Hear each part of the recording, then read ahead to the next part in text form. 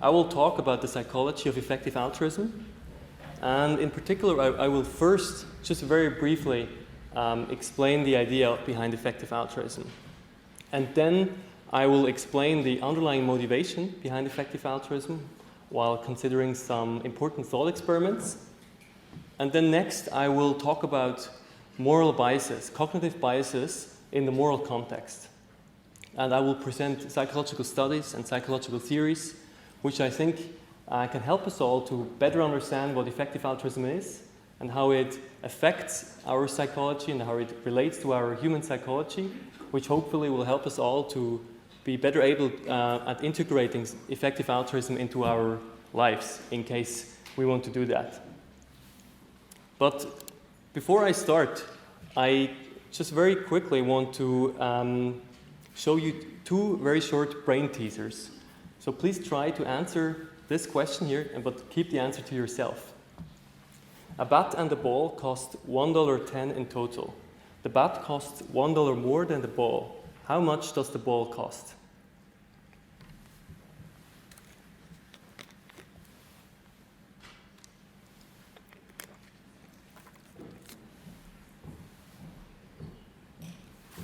So please try to memorize this answer.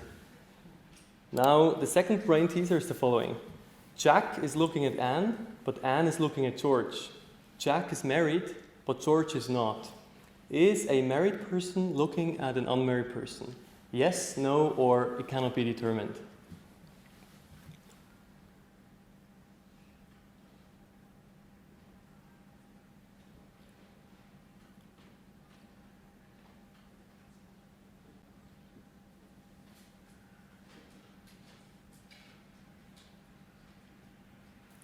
Okay, so let's take a look at the correct answers. So the correct answer for the first question is 5 cents, but not 10 cents, as maybe a lot of you may have guessed. In fact, 80% of university students answer this really simple question incorrectly. And the reason is because the intuitive response, our intuitive response is that 10 cents must be the right answer. But this is just wrong. And once we think a bit more deliberately about this question, we quickly realize. So if the ball costs 10 cents and the bat must cost $1 more than the ball, then the bat must cost $1.10, and then the total is $1.20. So this cannot be the correct answer. Instead, the correct answer is 5 cents, because then the bat will cost $1.05, and then the total is $1.10. Now, the answer for the second question is A. Yes, a married person is looking at an unmarried person. But here again, most people answer this really simple question incorrectly, including myself, if I'm honest. So here again, what's going on is that our intuitive response is wrong. Intuitively, what happens, probably to most people, including myself, that we think, well, we don't know Anne's marital status, and therefore, well, we cannot answer this question. So we just stop thinking at this point. But this is not the correct way we should think about this question. Instead, we should continue to think more deliberately, and then we realize the following. So yes, we don't know Anne's marital status, but there are only two possibilities. Either she is married or she's not married. So we need to think in the hypothetical. We need to think hypothetically. So if she's not married, then Jack, who's married, is looking at her, and then the sentence is correct. A married person is looking at an unmarried person. But if she is married, then the sentence is also correct, because then she who is married is looking at George, who is not married. So in both possibilities, the sentence is correct, and therefore the correct answer is A. Yes, a married person is looking at an unmarried person. So both of these brain teasers, I think, are very powerful in demonstrating how extremely bad we can be at thinking sometimes. Every one of us, including myself, of course.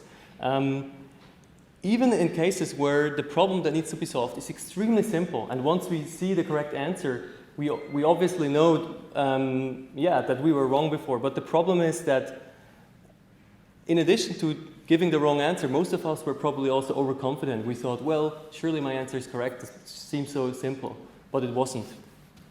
So let's keep this conclusion in mind, and I will come back to it later during the talk. But now let's talk about morality, because that's what this talk is ultimately about.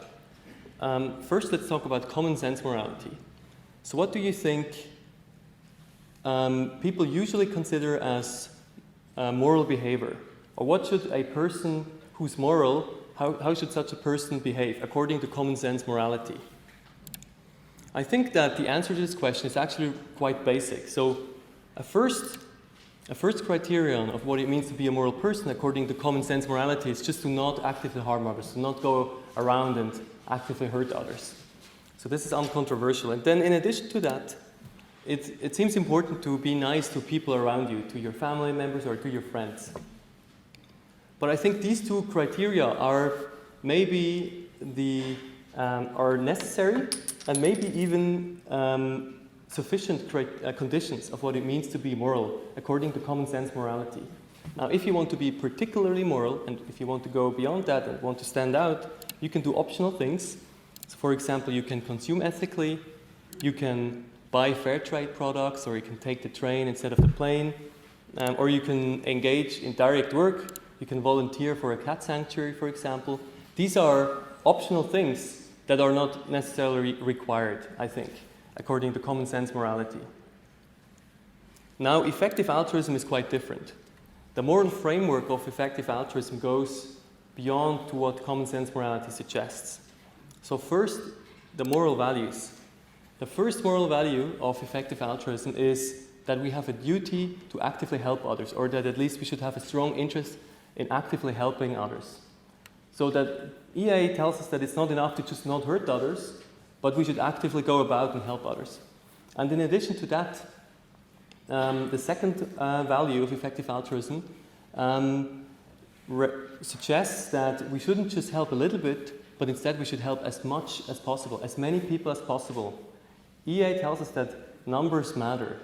Numbers matter because individuals matter, because behind every single number there's a single individual person. Now, in addition to these moral values, EA also has very clearly defined methods of how we should achieve these moral values. And these methods are ultimately the methods of rationality, which are the methods of economics also. And there are two sides to rationality. There's instrumental rationality and there's epistemic rationality. Instrumental rationality is about achieving your goal, whatever this goal might be. So rationality is cause neutral. In economics, usually the goal is something like maximizing profit or maximizing money. But of course, we can also apply an altruistic goal, and this is exactly what effective altruism does. And instrumental rationality implies a maximization premise. So we want to maximize cost effectiveness. We want to achieve the greatest output per input invested. And the underlying theory of instrumental rationality is expected utility theory. Epistemic rationality, on the other hand, is about figuring out the truth. It's about figuring out how the world works in order then to identify the best strategies and paths to achieve our goal in the best way possible. So epistemic rationality implies empiricism, the scientific method, and evidence-based approaches in general. And the underlying theory of epistemic rationality is Bayesian probability theory. Now, if we combine the values and the methods of effective altruism, and if we apply them to the empirical situation that we find ourselves in, then we can try to identify and deduce concrete practical strategies that will help us to achieve these altruistic goals. And there's potentially an unlimited amount of such strategies, and I will just outline three quite prominent strategies that a lot of effective altruists make use of, but keep in mind that this is just a selection, there might be many more, of course. So one strategy is to donate money to effective charities. Independent charity evaluators have shown that there's a huge difference in the effectiveness between different charities. So some charities are up to a factor of 1,000 or even more effective than others. And therefore it's really important to take a look at the science and choose the most effective charity. It's also important to just be neutral first. Be neutral with regard to which charity you want to donate to and which cause you want to focus on, and just leave it up to the science, which can tell us what's the most effective thing to donate to. Another effective strategy is to choose an impactful career, because we will all invest a huge amount of time throughout our lives into our career, and therefore it's really important to make a wise decision. So one quite prominent career path in the effective altruism movement is earning to give. Earning to give is a strategy where one chooses a lucrative career path in order to earn a lot of money and then donate it to an effective organization. Another career path is to do high impact research yourself, such as trying to evaluate different charities or causes yourself. Now, a third strategy is to advocate for impactful causes. For example, spreading the ideas of vegetarianism can be extremely impactful, or spreading the idea of effective altruism itself. So that would be a meta strategy, because here you're not forwarding money yourself to an effective organization, but you're making other people aware of it, which will then maybe donate in return, and by doing so you might have a multiplier effect. So maybe as a consequence you will have a much bigger impact compared to if you did something else. So these are some strategies, but as I said, there might be many more.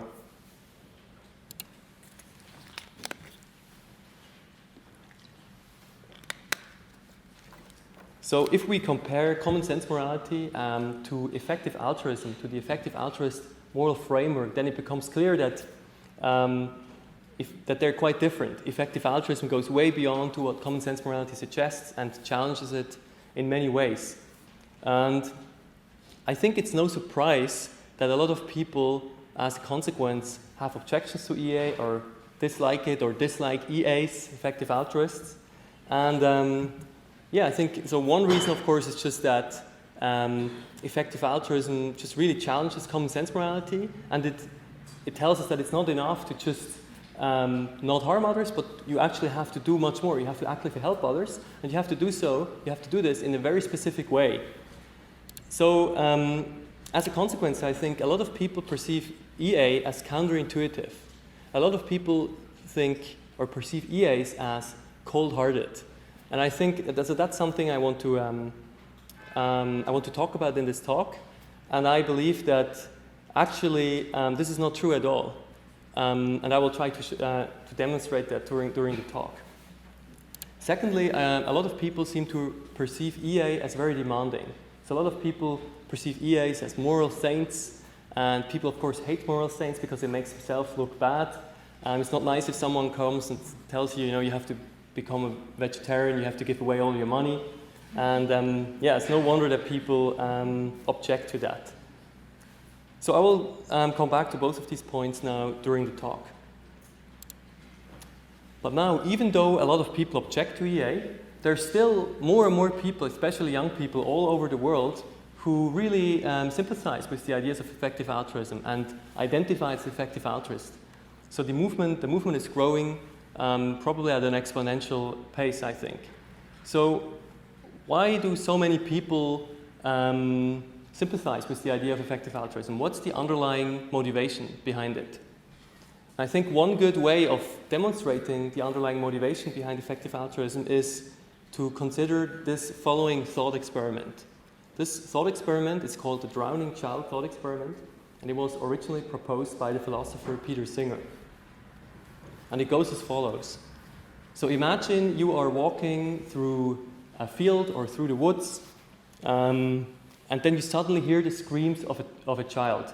And you look around, and then you see that there's a child right next to you in a pond, in a shallow pond, and it's drowning the child. And you know that nobody else is around, no parents, it's just you. And for some reason you are wearing an expensive suit. Let's say it's a thought experiment, that's how it works. And let's say it costs $2,000, something like that. Maybe you just came back from a job interview, or maybe you just gave a talk somewhere. And you know that basically you're now confronted with the decision of whether you want to wade into the pond and rescue the child, but it would ruin your suit, and you don't have time to take off the suit, and the pond is very dirty, etc. Or you could continue to walk, you could go home, the child would certainly drown, and nobody would ever find out that you were there. So what do you think you would do? Or what do you think a moral person should do? Of course, I don't need to ask you this question, because I think we can all agree. So I think first we can agree that it wouldn't be enough to not help, but just it wouldn't be enough to not help and also not to actively harm the child any further. So it wouldn't be enough to just tell yourself, well, I'm not going to walk into the pond and kick the child or push another child into the pond. It wouldn't be enough. Sorry about that. And furthermore, I think we can also agree that it wouldn't be enough to not help, but just tell yourself that you just consumed ethically. Maybe you just ate a fair trade banana and now you think, you've done your job, that it wouldn't be enough. It wouldn't exempt you from the obligation to help. But instead, we can all agree that in such an urgent situation, we have a moral duty to help, to actively help. So this is the first moral principle of effective altruism. But now let's modify the thought experiment slightly. Let's assume that there's not just one child, but that there are hundreds or thousands of children who are drowning right there in front of you. And what do you think the right thing to do would be right now? I think we can agree that it wouldn't be enough to only help one child and then continue walking. Instead, the right thing to do, of course, would be to help as many children as possible. Because, numbers matter. So that's the second moral principle of effective altruism. Numbers matter because individuals matter. Behind every single number, there's an individual child, and every individual child matters. And this is why I think a lot of people here would agree that we should help as much as possible. I think we could, so if we really try to visualize this situation, I think most people would also agree that it would be important to think really strategically how we could help as many children as possible. So let's say that there are 2 children on the left side, but hundreds of children on the right-hand side. And for some reason, we don't have time to walk into both directions because it would be too late. We couldn't walk back, it would be too late, so we have to decide into which direction we should walk. And I think we can agree that it would be important to walk into the right direction. And of course, we are extremely sorry for these 2 children, but we would be even more sorry if we walked into the left direction for all the other hundreds of children. We can think even further. So maybe the best thing to do in such a situation would not be to run directly into the pond, but maybe first we should make a phone call our friends that they should come to help as well. Maybe they should also call their friends so that a movement develops and everyone will come and help. Maybe it would also be important to think a bit more, do some more research and try to figure out what the cause is. Why are all these children drowning in the first place? Maybe there's a boat that is sinking, we need to fix the problem at its root. Or maybe, we'll figure out that there's an evil man at the other side of the pond who pushes all these children constantly into the pond, and we need to try to catch him and put him into prison. But then, of course, it's not really clear what the best strategy is, so maybe it's worth to do some more research and really identify what the best strategy is. So, in such an urgent situation, we can probably agree that it's really important to figure out the best strategy to apply rationality. So I think one conclusion from this thought experiment is that a lot of people seem to agree with effective altruism in such an urgent situation. And I think even common sense morality would agree. So maybe common sense morality isn't that different from effective altruism after all. But now, what most people don't realize, and this is the point that Singer makes, we are in such an urgent situation right now. So Singer says that there's an analogy between this thought experiment and the real world. Because, of course, there are millions of people who live in extreme poverty. And there are about 20,000 children who die each day of easily preventable diseases, and we could do something about it. We all live in one of the richest countries on the planet, and we all have a lot of luxurious goods that we don't really need. We have, certainly most of us, or everyone probably has some money on their bank account, which they could donate to effective charities. And there are really charities who are actually really effective. They're proven to save lives. I think on average, current estimates tell us that we can save a life with about $2,000 to $3,000. So yeah, we are in such an urgent situation right now, but we just don't realize. And why is it? Why don't we realize that we are in such an urgent situation right now? I think the reason is, or one of the reasons is that we are just, that we make errors in thinking, that we fall prey to so-called cognitive biases, and I will explain in a minute what a bias is. And remember the brain teasers at the beginning. Often we just have intuitions that are just completely wrong, or that we don't endorse after careful reflection. We're particularly bad when it comes to numbers and probabilities. Remember the bat and the ball example, but dealing with numbers is extremely important, as we saw in the thought experiment. We're also really bad, or we can be really bad, at thinking hypothetically. But thinking hypothetically is important, in particular when we are considering moral arguments, where we have to think through thought experiments, which is really important in order to identify the moral principles that you really care about. So what exactly is a cognitive bias? In order to really clearly define a bias, we need to consider two ways or two types of models of thinking and deciding. The first model is a normative model of thinking and deciding. And this model tells us how we should think and decide ideally. So how should an ideal agent think and decide in order to achieve his or her goal, whatever this goal might be. And this is basically rationality, as I already explained before. But on the other hand, we have a descriptive model of thinking and deciding. And these are theories that are proposed by and empirically tested by behavioral economists and psychologists. And these theories describe how humans in reality actually think and decide. And of course, I don't need to tell you that humans often decide and think suboptimally. And every single deviation between these two models, the normative and the descriptive model, is by definition a cognitive bias. And therefore, by definition, a bias is something that we want to get rid of. For everyone, no matter what your goal is, trying to minimize your biases will systematically lead you to achieve your goal in a more effective way.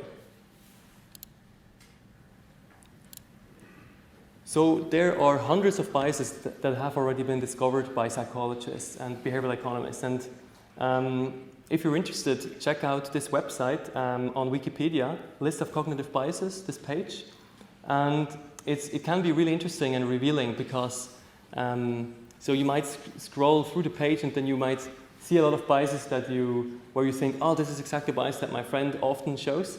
But you have to be careful because there's also a bias which makes you more prone to identify biases in others than in yourself. So try to be really honest and try to think, well, maybe I show this bias and maybe this helps you to overcome it. Certainly for me, there are a lot of biases that I recognize in this list. Okay, so biases have originally been studied in the context of economic decision-making. And so in monetary gambling tasks, for example. But of course, these biases apply in all contexts, and also in the moral context. And this is what I'm particularly interested in also in my research. And also when it comes to moral decision-making, which is arguably much more important than economic decision-making, our intuitions can be horribly wrong. Or, we might have moral intuitions that we don't endorse under careful reflection. And as a result, often the right thing to do just doesn't feel right, even if under reflection we realize that it's the right thing to do. And I think this is one of the reasons why effective altruism often is being perceived as counterintuitive or as cold-hearted. It just feels bad, but that's only on a superficial level. On a deeper level, I think a lot of people would agree that it's actually not something cold-hearted at all. It's something very warm-hearted. At least that's what I believe. Okay, but before I want to show you some concrete biases, I want to ask the question of why is it in the first place that we have these biases? Why do we have all these intuitions, and in particular moral intuitions that we don't endorse under reflection? Why aren't our brains better? And in order to understand this, we need to take in an evolutionary perspective. Because our brains, including our bodies, are a product of evolution.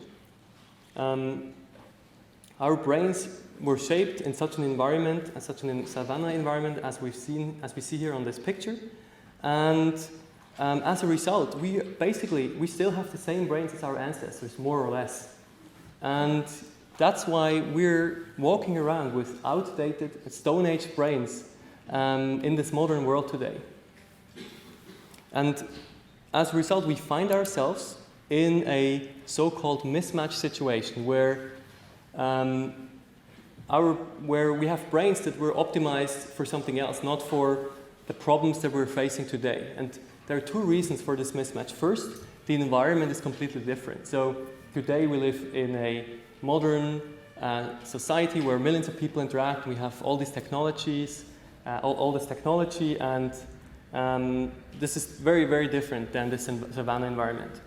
And secondly, we have very different goals today. So our brains were optimized basically for the goal, the metaphorical goal of evolution of maximizing the proliferation of our genes, of our ancestors' genes. But today, of course, this is not necessarily a goal that we all endorse under careful reflection. Instead, we might have much more complicated and abstract goals, such as moral goals, for example, an altruistic goal. And therefore, it's no wonder that our intuitions aren't really calibrated for these problems. So this is the reasons why. This is the ultimate reason why we have cognitive biases.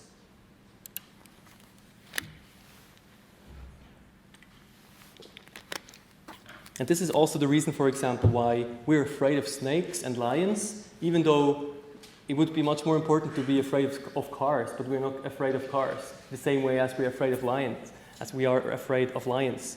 And yeah, the reason basically is just that cultural evolution is progressing way faster than biological evolution. So that's the reason. Okay, so the first bias I want to talk about is the identifiable victim effect. And this bias describes our tendency to offer greater aid when a specific identifiable person is at risk. And one study which demonstrates this effect is the following. So there were 3 different groups of people. The first group of people, and all of these groups received a leaflet that described a charity. And then participants had to indicate how much money they want to donate to this specific charity. The first leaflet, which was shown to the first group, only showed statistics and numbers. It showed the numbers of people who are at risk and the amount of people that can be saved per donation. And then the second leaflet didn't show any statistics at all, but it only showed a photo and a short story of one individual person, of a little girl. Her name was written there, and her age, and there was a short story about her and about the disease that she has. And in the third group, both of these points were on the leaflet. The girl, the photo, the story, and the statistics. So how much do people donate? Surprisingly, or maybe not surprisingly, if we know about the identifiable victim effect, people donated twice as much money when they just saw the photo and the story of the girl, compared to when they only saw statistics. And what happened in the third group? Donations actually went down. So people really seem to hate statistics, it seems. And yeah, this is really a shame, because the pure fact that people donate in the second group shows that they actually do care. They want to help. But I think most people are it's just normal for us. We're not able to really empathize with all of these numbers. And of course, this is not a surprise. If we think in evolutionary terms, our ancestors, they were never faced with statistics. They were just only faced with identifiable people. They used to live in small groups. So it's no wonder that our emotions are not able to scale with the numbers. And I think, that's one of the main reasons why effective altruism is being perceived as cold-hearted and as counterintuitive. But yeah, as I already briefly mentioned, I think a lot of people would agree that numbers matter. And for every single number, we could also take a photo and write a short story. But unfortunately, this just didn't happen. And just because it didn't happen, these people shouldn't count less morally, I think. Okay, so the next bias is actually a cluster of bias, and it's called distance bias. And there are 3 different dimensions of distance. There's spatial distance, temporal distance, and social distance. And for all types of distances, people care less about people the further away they are. And some examples are racism, for example, so this is a form of social distance. Nationalism might be a form of spatial distance. Speciesism, which is the discrimination of individuals based on their species membership. So basically, the fact that a lot of people care less about non-human animals versus humans just because they belong to a different species, is also a form of social distance. And on a side note, it's really interesting that in social psychology, research on discrimination such as racism or sexism is really huge. There are hundreds or thousands of papers on the psychology of racism and sexism, but there's literally nothing, or like less than a handful of papers on speciesism, on the psychology of speciesism. And that's also one thing I try to change. I'm not sure if I will succeed at that, but I'm just working on a project right now on the psychology of speciesism, where I try to understand the underlying psychological structure of speciesism and with which psychological constructs it relates to. Another form of distance bias, of temporal distance bias, is our tendency to care less about future generations than about, let's say our children's generation. And so that would also be a form of distance bias, but it's important to note that something's only then a bias if people under careful reflection will accept that they don't endorse it. So like if someone might say, well, I just really, even after careful reflection, just don't really care about people in the distance, and I really thought this through, then it's not necessarily a bias, but then it's just a moral preference of this person. Okay, so the next bias is called diffusion of responsibility. And this bias describes our tendency to be less willing to help somebody the more people are around. So one classic social psychological study goes as follows. So there are a few participants in a room, but actually only one person is the real participant. All the other people are just confederates of the experimenter, but the real participant doesn't know that. And then suddenly one of these confederates is having a stroke and starting to shake and maybe falls onto the ground, and now obviously he or she needs help. And now what the experimenters did, they manipulated the amount of people who are present. And kind of paradoxically, the more people who are present, the less willing the participant is to help. And this can be explained by diffusion of responsibility. And for example, a lot of people might just then think, well, there's so many other people around, therefore probably someone else will help. I'm not responsible. It's not my obligation to help. This bias is called risk aversion, and maybe you've heard of it in the context of economic decision making, and in particular in the context of gambling tasks. So it describes our tendency to undervalue an option just because it's less certain than another option, even in expected value they are identical. So let me demonstrate it with this gambling task. So let's say you have two options, out of which you can choose one. If you choose option A, you get $100 for sure. If you choose option B, you will get $200 with a 60% probability. Most people would choose the first option, but choosing the second option is the better option because the expected value is higher. So if you multiply the probability with the value, you get a higher expected value. And if you played this all over again, you would win more money. You would systematically win if you chose option B. However, now one might argue that there is diminished marginal return from money. So meaning that we don't care linearly about money. So an additional $100 for a millionaire is much less valuable than an additional $100 for a homeless person, right? And because of this diminished marginal return, it could be rational to choose option A depending on your situation. However, if we switch to the moral context, I think this argument doesn't apply. So if we replace the dollar sign with amounts of lives that we can save, 100 lives for sure, or 200 lives with 60% probability, then I think we really have to choose the second option. And this is because even, like, of course, even in 40% of the cases, we will save nobody, but still, it's the rational option because the expected value is higher. And there is no diminished marginal return for saving lives because every single life counts the same. And like the millionth and first life that we can save is as valuable as the first life we can save, right? So, and as a consequence, we should be really careful that we don't fall prey to risk aversion in the altruistic context. Okay, so the last bias that I want to talk about is called omission bias. And I think this may be one of the worst bias in combination with other biases. And it's defined as our tendency to judge harmful actions as worse than harmful omissions.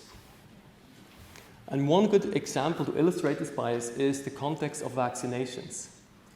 So a lot of parents are reluctant to vaccinate their children.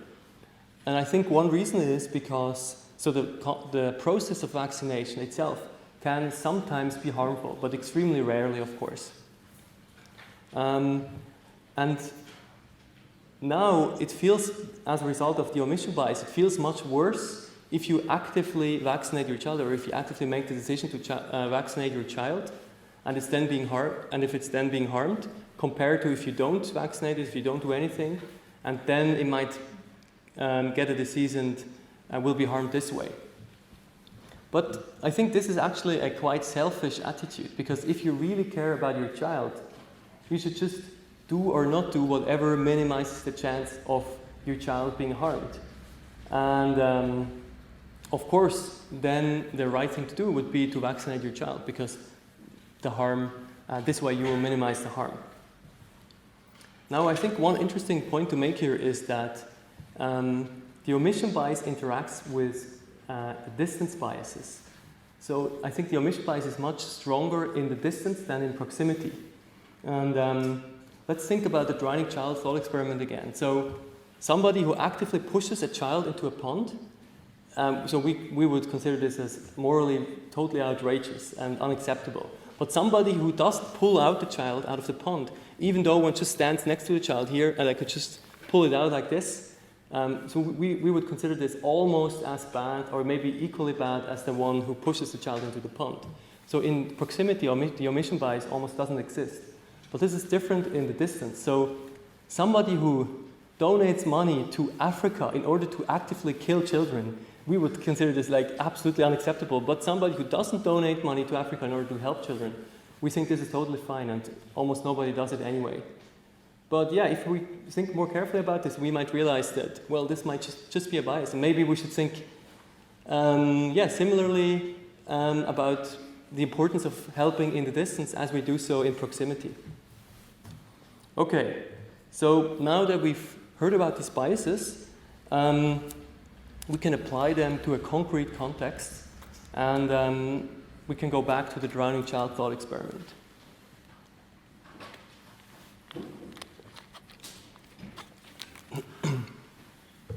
So I conducted a study in order to figure out how people think about the drowning child thought experiment. I wanted to know whether they accept the argument and whether they agree with Singer that we have an obligation to donate. So what I did, I conducted an online study, and basically I just described the drowning child situation as I did to you before. And then there were two groups. To the first group of people, after I described the scenario, I laid out Singer's argument, I made the analogy to the charity context, and I just asked them, do you think we have an obligation to donate? Do you agree with Singer's conclusion? And in fact, most people do not agree. Most people have a lot of objections for why they think that they don't have an obligation to donate. And the main objections were, well, others might donate. Why should I be obliged to help? There are so many other people who could help. Or they said something like, well, I don't feel obliged to help because there's so many, because you never know whether your money will actually have an impact. You don't really know whether these charities are actually effective. There's so much uncertainty, therefore I'm not obliged to help. Or they said, well, these people, they're all so far away. I cannot really relate to these people. I don't even know them, I cannot see them, therefore I'm not obliged to help. So if we analyze these objections, I think we will realize that these are not really good reasons. They are, in fact, rationalizations. Dishonest excuses that are rooted in cognitive biases. And precisely in these biases that we just took a look at before. So the first objection is rooted in diffusion of responsibility. The second one is rooted in risk aversion. And the third one is rooted in distance bias or the identifiable victim effect. Now I said that there was a second group in this study. And to this second group, after I described the drowning child scenario, I didn't immediately make the connection to the charity context. So people didn't know about that at this point. Instead, I asked them some follow-up questions.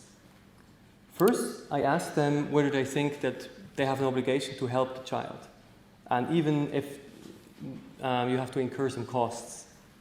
And of course, probably almost everyone agrees here in this situation that, yeah, of course we have an obligation to help, even if it costs us some money. Because what's a few $100 or $1,000 compared to a human life?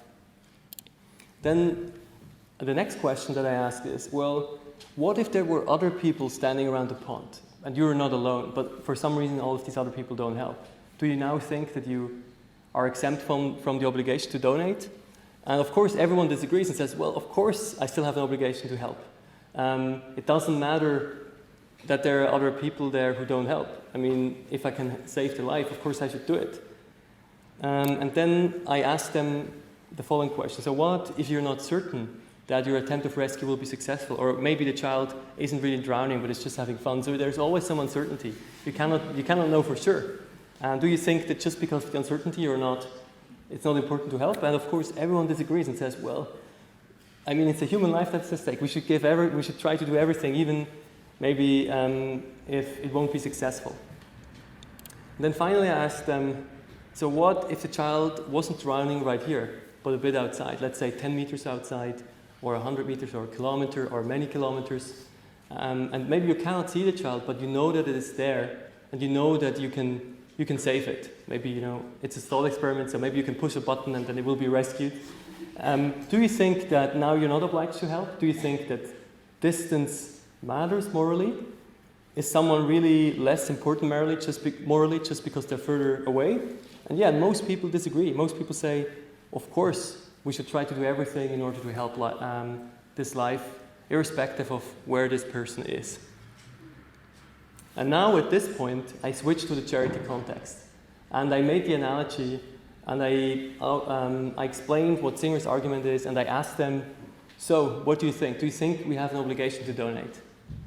And now, a lot of people still disagree, but much less. So there's a significant difference between these groups, and the second group is significantly more likely to accept the argument, even though a lot of them still disagree, and even though a lot of people still have even further objections. So what is going on psychologically? Why are people trying so hard to not have to accept this argument? Why are they coming up with all of these excuses? Aren't people really altruistic? Maybe they're not really interested in helping. And this is of course an empirical question, and psychologists and behavioral economists have tried to answer this question for decades. There's a huge amount of research, of course, and one interesting line of research from behavioral economics has been trying to answer this question with a certain type of experiments, game theoretical paradigms. And one very well-known paradigm is called the dictator game. And it goes as follows. So there are two people who interact anonymously in an experiment. So they interact via computer, they don't see each other, they don't know each other's names, they will never see each other, and they know about these facts. Now, one person is randomly assigned the role of the dictator. And this person receives $100. The other person receives nothing. And now the dictator can decide how much money they want to transfer to the other person. And it's totally up to them. They can keep everything to themselves and go home, the other person receives nothing.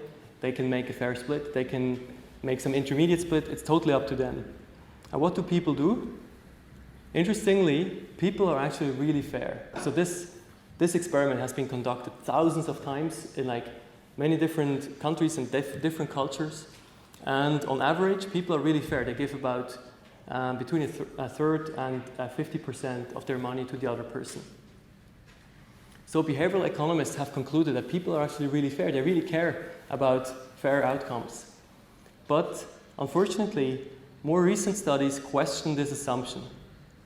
And one of this study is called Quiet Exit in Dictator Game. And it's a modified version of the dictator game. And in this version, after the dictator made his or her putative decision, but before his execution, the experimenter confronts the dictator and makes him or her an offer.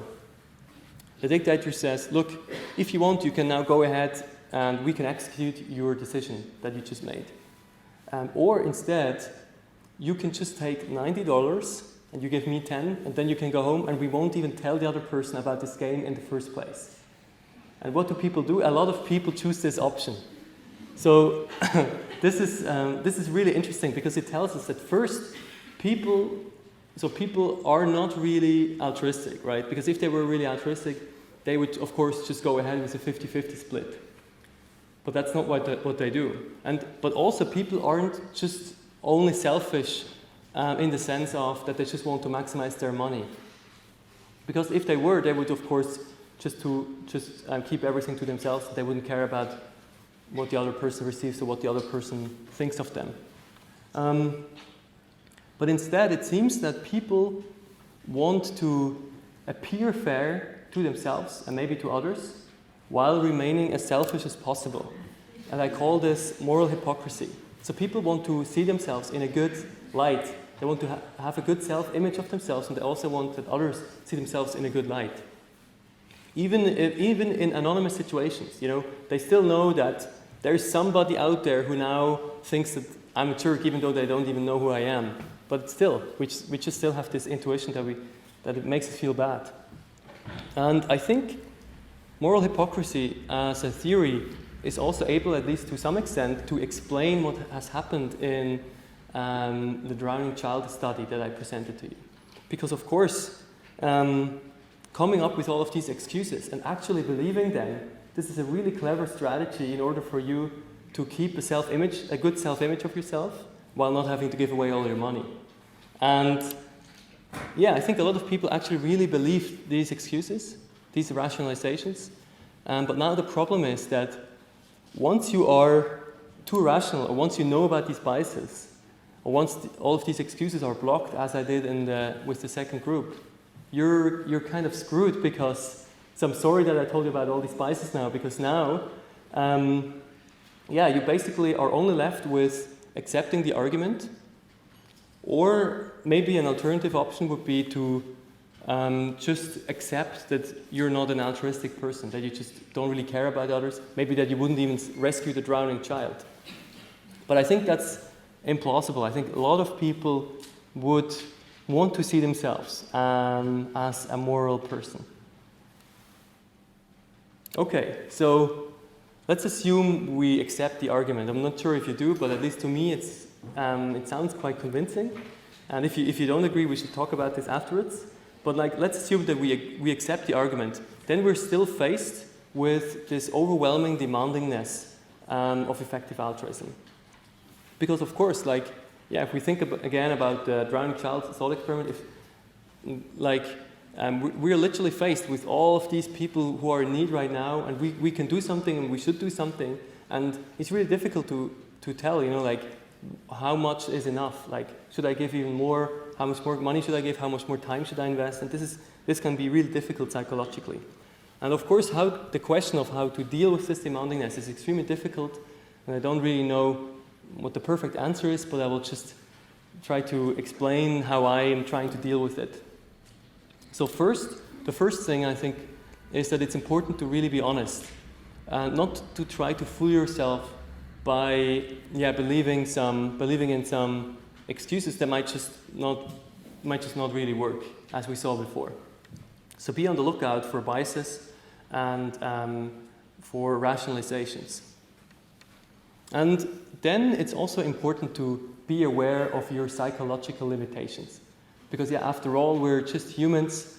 We're not machines who were optimized to help as much as possible.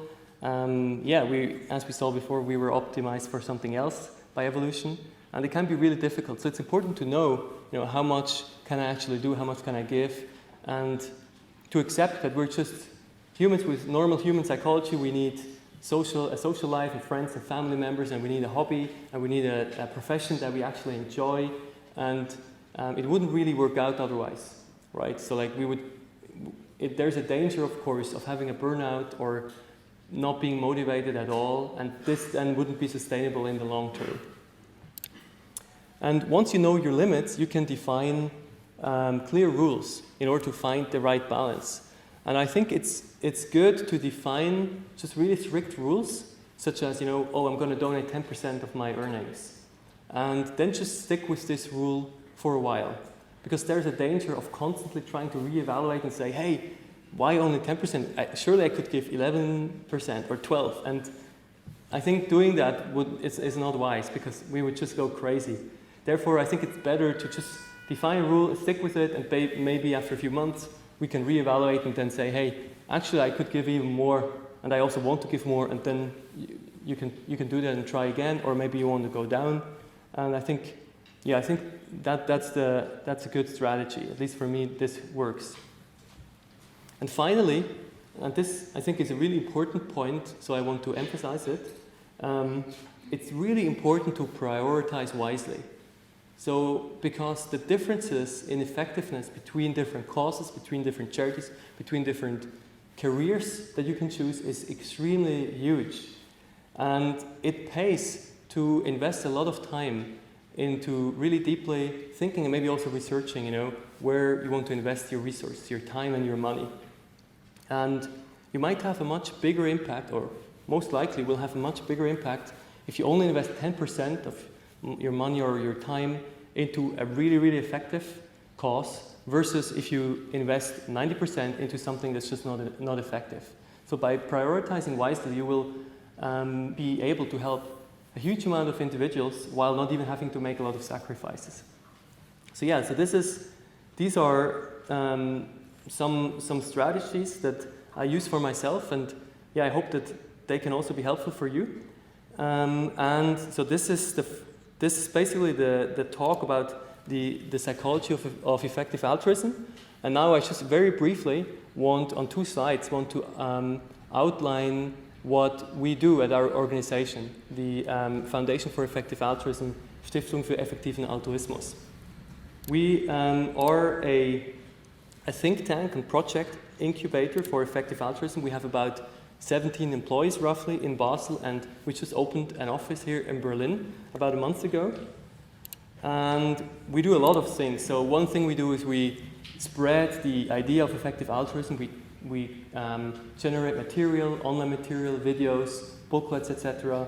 We also share them with the local chapters at every university. We also offer services such as donations advice and careers advice. We write position papers and publish them on topics that are relevant from an EA perspective, such as evidence-based development aid, rationality education, artificial intelligence, safety, animal ethics, culture meat, and many more. We also have additional projects. I'm not going to talk about them in detail, but one project called Raising for Effective Giving, REG. With this project, we try to fundraise as much money as possible and in order to forward it to really effective charities.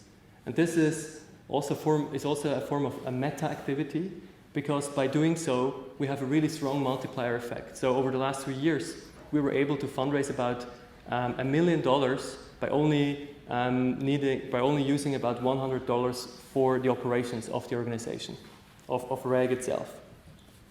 Then we have Sentience Politics, which is our project with which we focus on non-human animals.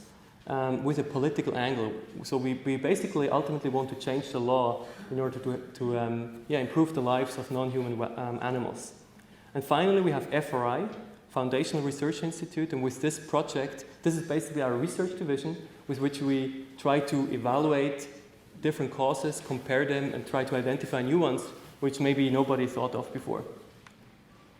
If you want to get involved, there are a number of ways of how you can do that. You can sign up for our newsletters. I think there are papers that are being distributed where you can write down your email address. You can also become a member. You can take the 10% pledge, so you can publicly commit to donating 10% of your lifelong earning. So we offer careers advice. You'll find that on our website. You can also volunteer with us, and you can even work with us. We're in the process of hiring. So if you're interested, you can also find more information on our website. And this is the URL. So please get in touch, and please also get in touch with me, add me on Facebook, send me emails if you have questions. And yeah, that's it. Thank you very much.